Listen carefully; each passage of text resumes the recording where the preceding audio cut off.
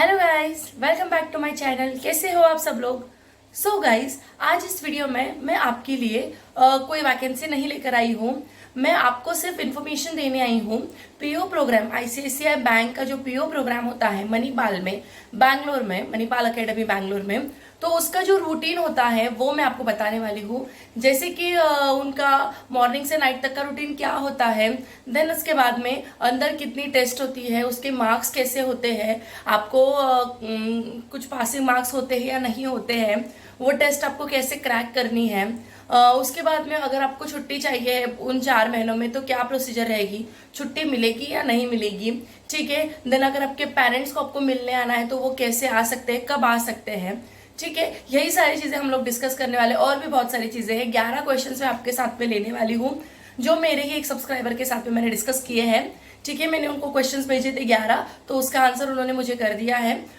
तो अभी वो लोग वो ऑन द जॉब ट्रेनिंग कर रहे हैं, इसलिए मैं उनकी इन्फॉर्मेशन आपके साथ में शेयर नहीं कर सकती हूँ। उनका भी ऑन द जॉब ट्रेनिंग चल रहा है। ठीक है, उनकी बैच नंबर, बैच डिटेल्स मैं आपको सब कुछ इस वीडियो में बताने वाली हूँ। सो वीडियो पूरा देखिए, स्किप मत कीजिए, बहुत ही ज्यादा इंटरेस्टिंग होने वाला है। जो लोग आईसीआईसीआई पीओ प्रोग्राम को ज्वाइन करने का सोच रहे हैं, जो लोग जिन लोगों का एप्टीट्यूड हो चुका है, जिन लोगों का सिलेक्शन हो चुका है प्रोग्राम के लिए, और जो ज्वाइन करने वाले हैं, उन सब के लिए ये वीडियो बहुत ही ज्यादा यूजफुल होने वाला है। उनको अंदर जो होता है वो सारी चीजें उनको पहले ही पता चल जाएगी, तो उस हिसाब से वो लोग खुद को प्रिपेयर कर सकते हैं। ठीक है। सो गाइज, चलिए आगे वीडियो में बढ़ते हैं। बट उससे पहले अगर आप मेरे चैनल पे नए हो तो प्लीज मेरे चैनल को सब्सक्राइब जरूर कर देना, और साथ ही में बेल आइकॉन भी प्रेस कर देना, जिसकी वजह से आपको मेरे वीडियोस के नोटिफिकेशन सबसे पहले मिल जाएंगे। ओके, सो स्टार्ट करते हैं।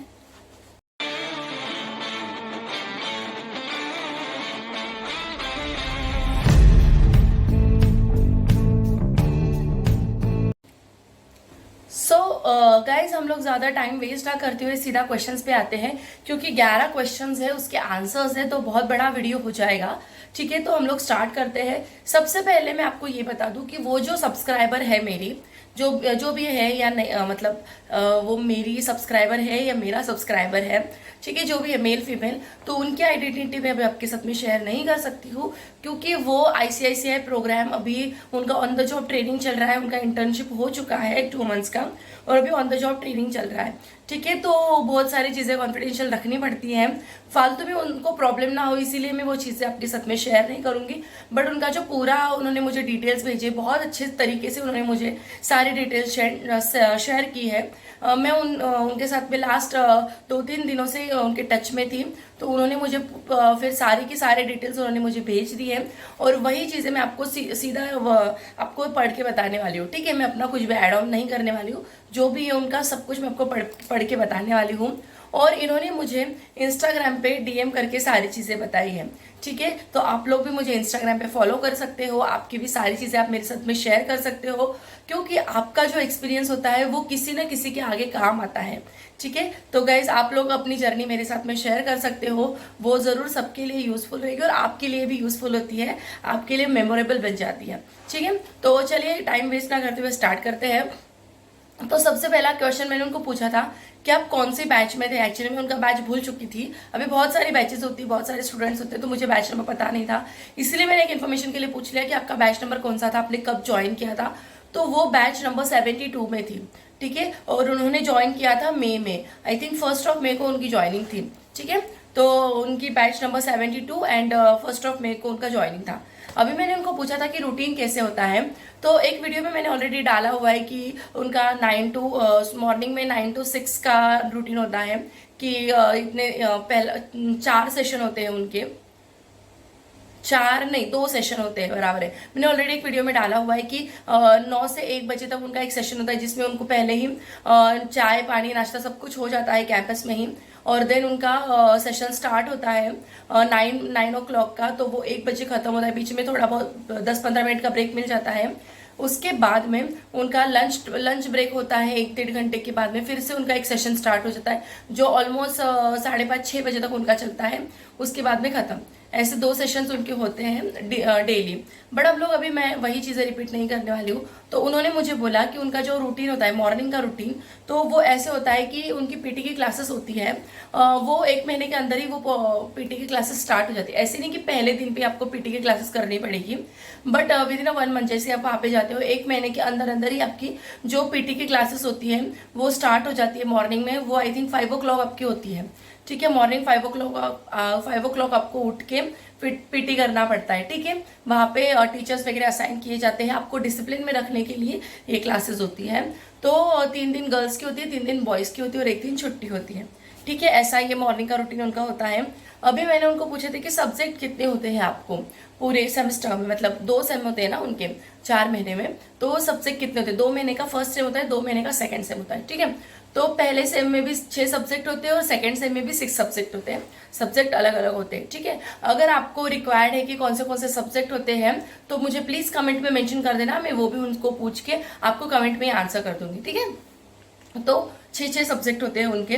अभी मैंने पूछा था कि एग्जाम्स पैटर्न कैसी होती है, मतलब पासिंग कैसे होता है, एग्जाम मार्क्स कैसे होती है। तो उन्होंने इंटरनल एग्जाम्स के बारे में मुझे बताया कि उनको है ना स्टडी स्टार्ट जैसे ही उनके सेशन जो स्टार्ट हो जाते हैं लेक्चर्स, तो जैसे वो स्टार्ट हो जाते हैं तो बीच में वो एक नॉर्मल क्विज ले लेते हैं जो 10 क्वेश्चंस की होती है, ठीक है। सिर्फ अंडरस्टैंड करने के लिए कि बच्चों को पढ़ाना समझ रहा है या नहीं समझ रहा है। टीचर्स लोग ही अरेंज करते हैं सारी टेस्ट। तो पहले अब जैसे ही पढ़ाई आपकी स्टार्ट हो गई, जैसे आपके लेक्चर स्टार्ट हो जाते हैं, तो थोड़े दिनों में वो लोग एक सिंपल सा क्विज ले लेते हैं, नॉर्मल क्विज होता है, जिससे सिर्फ आपको उनको अंडरस्टैंड हो कि आपको उनका पढ़ाना समझ रहा है या नहीं समझ रहा है, ठीक है। तो वो हो जाने के बाद में वो सब चेक करने के लिए, ठीक है। फिर 2 महीने जैसे ही खत्म होते हैं तो वो सब जो टॉपिक्स उन्होंने पढ़ाए हुए हैं उन सब पर एक कंपलसरी टेस्ट होती है, सॉरी एक टेस्ट होती है नॉर्मल, ठीक है। जो 2 महीने पहली टर्म 2 महीने में खत्म होती है। तो जैसे ही वो 2 महीने खत्म होते आते हैं तो वो जितने टॉपिक्स उन्होंने पढ़ाए हैं आप मॉक टेस्ट उसको बोल सकते हो, एक प्रैक्टिस टेस्ट होती है, तो वो टेस्ट आपकी लेते हैं, ठीक है। उसके बाद में ये जैसे ही टेस्ट कंप्लीट होती है तो उसके 1 वीक के बाद में, जैसे आपका रिविजन वगैरह सब कुछ हो गया अभी इसमें, तो उसके 1 वीक के बाद में वो लोग एक 100 मार्क्स के टेस्ट क्वेश्चन 100 मार्क्स की एग्जाम होती है, ये इंपॉर्टेंट होती है, ठीक है। तो 100 मार्क्स की एग्जाम होती है, जिसमें जो एग्जाम होती है राइटिंग एग्जाम वो 60 मार्क्स की रहेगी और जो क्विज रहेगा वो 40 मार्क्स का रहेगा, ठीक है। इसमें भी नॉर्मल क्वेश्चंस भी आते हैं। अभी मैंने उनको पूछा ऐसा एक 100 मार्क्स का पेपर होता है हर टर्म के एंड में, ठीक है। दोनों टर्म्स के एंड में आपके ऐसे 100 मार्क्स के पेपर होंगे जो बहुत इंपॉर्टेंट होते हैं। अभी मैंने उनको पूछा कि इनका पासिंग कैसे डिवाइडेड होता है, मतलब ठीक है टेस्ट हो गए 100 मार्क्स के, अभी कौन इसको पास कर सकता है, कुछ पासिंग मार्क्स होते हैं क्या, कुछ कटआउट्स होते हैं क्या। तो उन्होंने मुझे बताया कि जो 100 मार्क्स की जो टेस्ट होती है आपकी, जो क्विज है और जो राइटिंग टेस्ट है वो 100 मार्क्स की होती है टोटल। तो 100 में से आपको मिनिमम 50 लाना पड़ता है, ठीक है। 50% पासिंग होता है। तो और बाकी के जो 50 मार्क्स है वो असाइनमेंट्स, आपको डेली असाइनमेंट्स दी जाती है, तो असाइनमेंट्स के देन आपका जो बिहेवियर है, जो आपकी जो पहली जो टेस्ट हुई है उसके भी थोड़े बहुत मार्क्स लेते हैं। और जो आपका जो बिहेवियर है, अभी बिहेवियर इन द सेंस कि आप क्लासेस में कितने इंटरेक्टिव हो, कितनी बात करते हो, मतलब कितना प्रॉब्लम सॉल्विंग आपका नेचर है, कितने आप लोगों से घुल मिलते हो, उस बिहेवियर के अकॉर्डिंग भी आपको उसमें मार्क्स दिए जाते हैं, ठीक है। इसीलिए आपको बहुत बेनिफिट हो जाएगा अगर आप ज्वाइन करने वाले हो तो क्लास में इंटरेक्टिव रहो, आपका बिहेवियर गुड होना चाहिए, हर टेस्ट आपको अटेम्प्ट करनी ही है, ठीक है। उन सबके भी मार्क्स होते हैं, ठीक है। जैसे ही सेकेंड टर्म आपकी स्टार्ट हो जाएगी तो आपको इसका रिजल्ट मिल जाएगा। फर्स्ट टर्म का जो मेन एग्जाम का जो रिजल्ट होता है वो आपको मिल जाएगा। हर दिन असाइनमेंट्स होती है और हर टॉपिक पे भी आपकी टेस्ट होती है और वो आप कंपलसरी अटेम्प्ट करो। उनका पर्सनल रिक्वेस्ट था कि हर किसी को बोल दें आप कि आप ये टेस्ट कंपलसरी अटेम्प्ट करो, क्योंकि इन्हीं के मार्क्स आपको आगे मिलते हैं, ठीक है। अभी बात करते हैं क्वेश्चन नंबर 6 की। उसमें है मैंने पूछा था कि क्वेश्चंस, ठीक है ये सब हो गया, तो अभी क्वेश्चंस कैसे आते हैं, सिंपल आते हैं, हार्ड आते हैं, कैसे होता है, कुछ आपको आइडिया दिया जाता है कि ऐसे ऐसे क्वेश्चंस आने वाले हैं। तो उन्होंने मुझे बताया कि क्वेश्चन जो है वो इम्पॉर्टेंट क्वेश्चंस पहले टीचर्स मार्क कर देते हैं आपको कि ये इम्पॉर्टेंट है, बट वो एज इट इज क्वेश्चन नहीं आता है, आपको उसके बेसिस पे ही स्टडी केसेस आती है। सिचुएशन बेस्ड आपको क्वेश्चंस आएंगे, क्वेश्चन जो उन्होंने इंपॉर्टेंट मार्क करके दिया है उसी पे बेस्ड आपको सिचुएशन बेस्ड क्वेश्चन आएंगे, but same as it is वही क्वेश्चन नहीं आने वाले, ठीक है। तो इसीलिए आपको खुद से चेक करना पड़ेगा कि उन्होंने जो बताया था उनमें से कौन सी सिचुएशन इसमें बैठती है और आपको फिर उस हिसाब से सॉल्व करना है, ठीक है। अभी मैंने पूछा था कि आप हॉस्टल में रहते हो तो आप लोगों का अलग अलग हॉस्टल है क्या, बॉयज़ और गर्ल्स का? तो उन्होंने बोला था हाँ, हम लोग अलग अलग हॉस्टल्स में रहते हैं, बॉयज़ अलग हॉस्टल्स में होते हैं एंड गर्ल्स अलग हॉस्टल्स में होती है, ठीक है। अभी बाहर जाना अलाउड है या नहीं है, तो मैंने उनको रूल्स पूछे थे कि कैसे होता है, मतलब अगर आपको बाहर जाना है तो कैसे करना पड़ता है। तो उन्होंने मुझे बोला कि 6 बजे आपके जैसे ही सेशंस खत्म हो जाते हैं दिन के, तो आप 6 बजे बाहर जा सकते हो लेक्चर्स के बाद, बट आपको 7:30 और मैक्स टू मैक्स 8 बजे तक आपको रिटर्न आ जाना है, ठीक है। बैंगलोर में रिटर्न आ जाना है। अगर लेट होता है तो आपको फिर एक बुक होती है उनकी, जहाँ पे उनको लिखना पड़ता है कि हम लोगों को लेट होने वाला है या लेट हुआ है, ठीक है। आपको वहाँ पे नाम लिखने पड़ते हैं, वो सारा रिकॉर्ड फिर उनके पास में मेंटेन होता है कि कब तक इन्होंने लेट अटेम्प्ट किया है, कब ये बाहर थी, कब ये हॉस्टल में नहीं थी, ठीक है। तो उसका भी इम्पैक्ट आपके मार्क्स पे भी गिरता है, ठीक है, ये होता है। और उसके बाद में मैंने पूछा कि मतलब एक बैच में कितने लोग होते हैं, शेयर्ड होते हैं या नहीं होते, मतलब एक बैच में मैंने पूछा था कि कितने लोग होते हैं एक बैच में, देन आपका जो रूम होता है वो शेयर्ड होता है या कैसे होता है, और अगर सपोज किसी को दिक्कत है, अगर आपका रूम शेयर्ड है और किसी को अगर दिक्कत है तो कैसे, अगर रूम चेंज कर सकते हैं क्या। तो सबसे पहले तो उन्होंने मुझे बोला कि हम लोग टोटल 800 बच्चों के अराउंड थे एक बैच में, ठीक है। और जो रूम्स होते हैं वो एक रूम में 2 लोग रहते हैं, इतने रूम्स उनके पास में, और एक रूम में 2 लोग होते हैं, शेयर करना ही पड़ता है, इंडिविजुअल रूम जल्दी नहीं मिलता है। और अगर आपको चेंज करवाना है तो ऐसा कुछ है नहीं, चेंज करने का प्रोसीजर चेंज नहीं होता है। In case of any emergency, मतलब जो भी झगड़े अगर कुछ हो गया है तो फिर उसके लिए वो चेंज कर देंगे, बट बहुत कम चांसेस है चेंज होने के, ठीक है। मतलब हो सकता है कि आपका रूम चेंज ना हो, आप नहीं पकड़ के चलो, ठीक है। अभी बात करते हैं 10th क्वेश्चन की, जिसमें मैंने पूछा था कि आपको पेरेंट्स मिल सकते हैं या नहीं मिल सकते हैं, आपको छुट्टी मिलती है क्या इन 4 महीनों के क्लासरूम सेशंस में।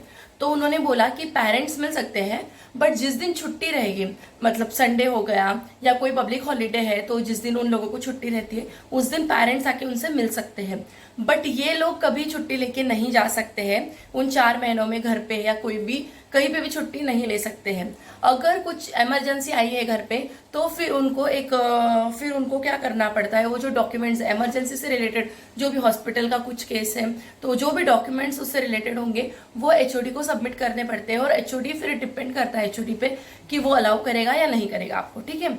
तो जनरली छुट्टी का आप ना ही समझो, ओके। और वीकेंड्स के कैसे प्लान्स होते हैं, तो वीकेंड मतलब संडे ही होता है उनको, संडे को एक ही दिन, संडे को सुबह 9 बजे से 6 बजे तक जा सकते हैं बाहर कहीं पे भी, और वो एक एप्लीकेशन देते हैं तो उसमें आपको छुट्टी मार्क करना पड़ता है, ठीक है। मतलब अगर आपको 9 से 6 अगर बाहर जाना है तो आपकी छुट्टी काउंट होगी वो, ठीक है। सो गाइज, अगर आपको इसके अलावा भी और कोई क्वेश्चंस होंगे तो प्लीज मुझे कमेंट में मेंशन कर दीजिएगा, मैं आपको कमेंट में उनके सारे आंसर्स कर दूंगी, वो जो मेरे सब्सक्राइबर है उनको पूछ के, ठीक है। अगर आपको भी ऐसा आपका कोई एक्सपीरियंस शेयर करना है, या आपका कोई रूटीन है, या फिर आपको जो भी एक्सपीरियंस है, आपने ऐसे अप्लाई किया था, ऐसे ऐसे आपका सिलेक्शन हुआ है, तो गाइस प्लीज मेरे साथ में शेयर कीजिए, मुझे बहुत अच्छा लगता है आप ऐसे जब आपके एक्सपीरियंसेस शेयर करते हो। तो गाइज जल्दी से जाके आप पूरा वीडियो चेकआउट कर लीजिए, जो भी आपको इसमें दिक्कत है, अगर आपको लगता है कि कुछ इन्फॉर्मेशन रह गई है तो मुझे कमेंट कर सकते हो, मैं कमेंट में आपके आंसर्स कर दूंगी, ओके। अगर आप कोई वॉक इन इंटरव्यू सर्च कर रहे हो तो आप मुझे वैसे भी डाल सकते हो, मैं आपके साथ में वो भी शेयर कर दूंगी। सो गाइज, कैसा लगा मेरा वीडियो? अगर आपको मेरा वीडियो यूजफुल लगा हो तो प्लीज वीडियो को लाइक कर दीजिए, आप डिसलाइक भी कर सकते हो। और जो लोग ऐसे वीडियो सर्च कर रहे हैं, मैं हर दिन आपके लिए work from home opportunities, government opportunities, government bank, private banks की अपॉर्चुनिटीज, हर दिन मैं आपके लिए कुछ ना कुछ नए नए अपडेट्स लाती रहती हूँ, जॉब अपडेट्स लाती रहती हूँ। तो जो लोग ऐसे जॉब सर्च करें उनके साथ में मेरा वीडियो जरूर शेयर कीजिएगा। एंड अगर आप मेरे चैनल पर नए तो प्लीज मेरे चैनल को सब्सक्राइब जरूर कर दीजिएगा। Please don't forget to like, share and subscribe to my channel. Thank you so much, bye.